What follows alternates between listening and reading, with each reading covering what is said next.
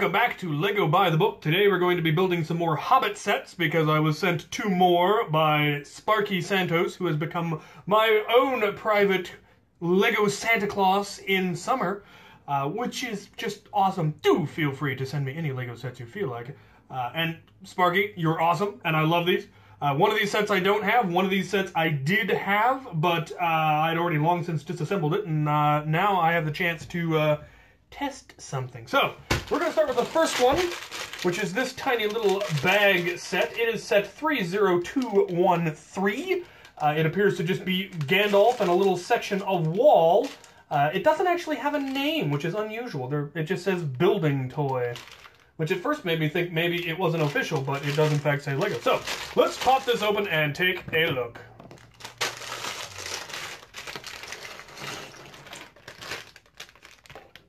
Murder. Alright, so we have our Gandalf figure, who's all in dark grays except for his beard, which is light gray. And then it is the flesh-toned hands and face that all of the licensed Lego always has, as opposed to the yellow that the regular system Legos do. It has a very nice cloak, dark brown, all of that, which is excellent because I've been wanting to make a dark gray wizard. I think I finally actually did get the parts to make one, but this one I think will serve much better. So it has a little map and a staff, and it's lovely. So let's build the little element.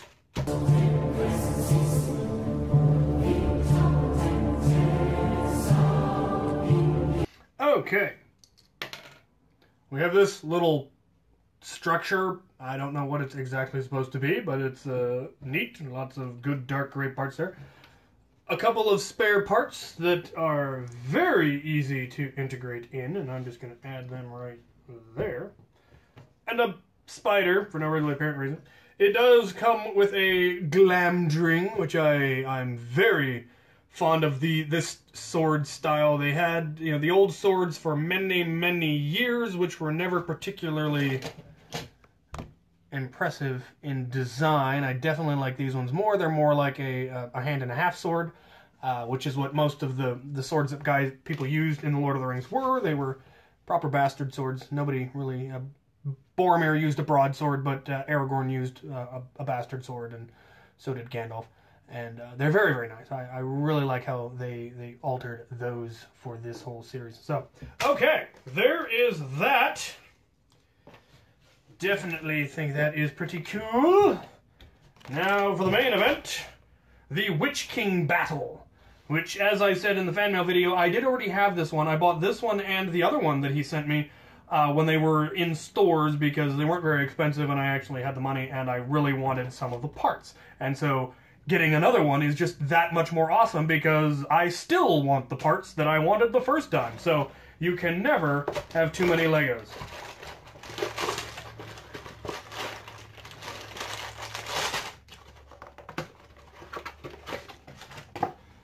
I was talking to my friend Devin recently, and we both miss the old Lego bags that were full of holes. There was just something about tearing open those bags when it was, perforated. We enjoyed it, and these solid bags that they have nowadays just don't quite tickle our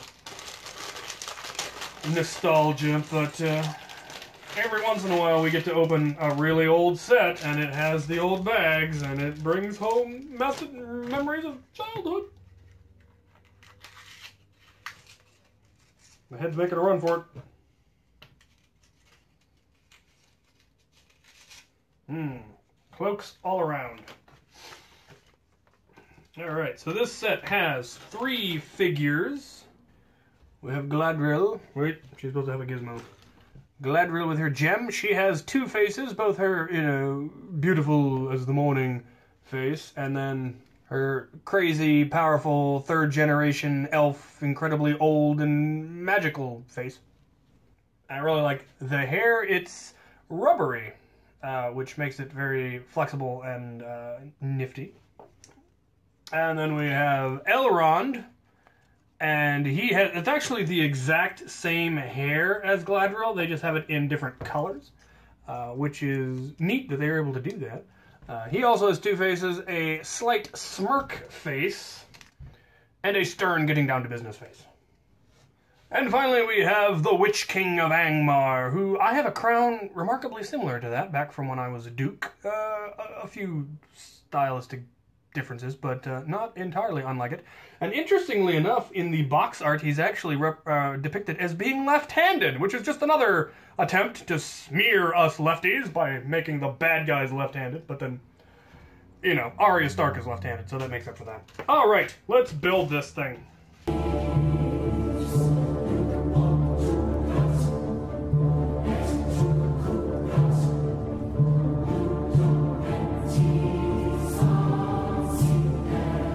Alright, well there you have it. We had a few spare parts. There's this was spare, and there was a spare arm.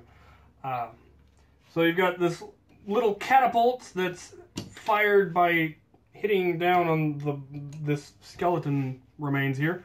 What I think is really cool, I think it's neat that they use the skeletons as the trigger for that, but what I find particularly cool, and it's just one of those added touches that LEGO has often been very, very good at it, and why I like LEGO so much, they gave you all of the parts to build a full skeleton.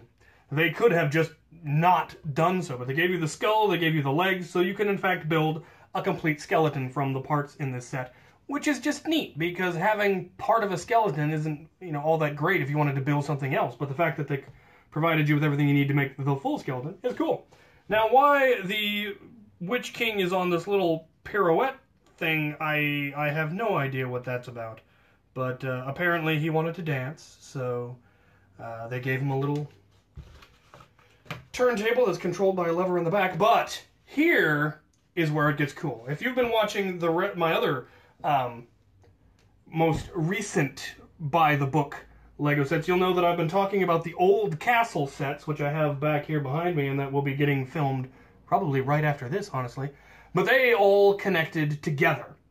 And as it turns out, all of these dull golder sets also connect together. So the one that I got last week from Sparky connects into this one and creates a longer section. We could also add in the Gandalf one. It doesn't actually connect in, but and I believe there's actually at least one more, even bigger one that would fit in between them. The smaller one that I just got, as a matter of fact, comes apart into two sections. So the catapult can be separate from the little dance studio. It can't connect to the far side of this, so you couldn't separate them by this smaller one. But they do all connect up. You could connect just the catapult if you wanted. It would connect on there. And it connects using double pegs, which means they don't rotate on you, which is actually kind of nice. So, yeah. Now we've got most of the good guy council. The only one I'm lacking, I do not have a Saruman yet, but I now have Elrond, Galadriel, and Gandalf, so most of the team of good guys, super powerful people are assembled, which I think is pretty cool. So, yeah. So once again, thank you, Sparky. This is so awesome. I'm eventually going to be able to build, like I said, I want to build an elf kingdom someday. And now I've got 2 Galadriels, 2 Elronds, and the 2 elves from the boat that you sent me. And at least I think it was you. I assume it was you. I hope it was you. If it wasn't you, I apologize to the person who I'm not giving proper credit to, because I'm a horrible person. But yeah, my proper elf kingdom is growing. I just need to move somewhere with a larger room so I can have a large enough table to put the elf forest and the dwarf mountain back on. Or actually, I never built them in the first place, so you know, I'd have to actually build them. But that would be a lot of fun. So, there you have it. More Hobbit LEGO sets. So cool. Thank you so much, and thank you for watching.